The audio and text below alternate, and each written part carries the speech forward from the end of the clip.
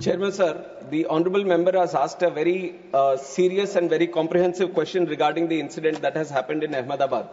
Sir, I would like to start by answering that the investigation process, which is according to the international protocol, the norms which were set by International Civil Aviation Organization, where the state of operation should have their investigation body, and we have our own investigation body, which is the Aircraft Accident Investigation Bureau, which got into the investigation process right after the incident with the subject experts into the site, and they have started their process according to the international protocol, and they have involved subject matter experts, all the international necessary people who are supposed to be participating in the investigation, and they have gone through the first set of investigation process, and they have given us the preliminary report.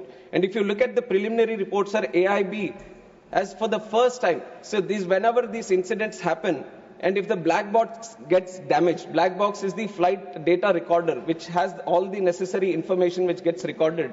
And whenever there is a slight damage that happens, it was always, it came to that point, sir, where we were sending the black box outside to the original equipment manufacturer and getting it decoded from that state of manufacture only. And it was for the first time that as a country, India took a stand that the black box which was achieved, even if it was further future action on, it can be the Boeing 787 or the series or the fuel switches and many things which have come under question, or the avionics which you have also mentioned in your question. To have a definitive answer and a definitive future correction measures, we have to look at the final report, sir.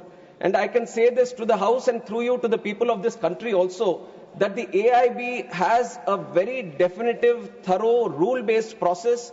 They are very transparently looking into the process right now, and they are totally unbiased. This also I can say that the AIB is totally unbiased and looking into the facts. Now, there can be many questions also. I have seen multiple articles myself. I have seen multiple articles not only by the Indian media, but also the Western media trying to promote their own narrative, their own viewpoint, their own kind of consideration. But I have to tell you that the way we are seeing the investigation is through the facts. We want to stand by the truth, not what is happening with the pilots or not what is happening with the Boeing or not what is happening with the Air India or any other stakeholder which is this. We want to stand by the truth. We want to find out what exactly happened, and that is only going to be coming out once the final report has been placed. So we have to respect the process of investigation, and once that process of investigation has happened, then we can talk about what happened and how it happened, and then the corrective measures. If we talk about the other incidents that would have happened before, let it be the Air Nippon, Japanese Airways, or any other airways for that fact, every time any incident happens in any country, then the same process is followed, where the investigation body gets into the process of investigation, and once the thorough investigation is done and the final report is placed, only then the corrective measures to all these countries and all these airline operators and all the regulators is sent so that the corrective action is being done.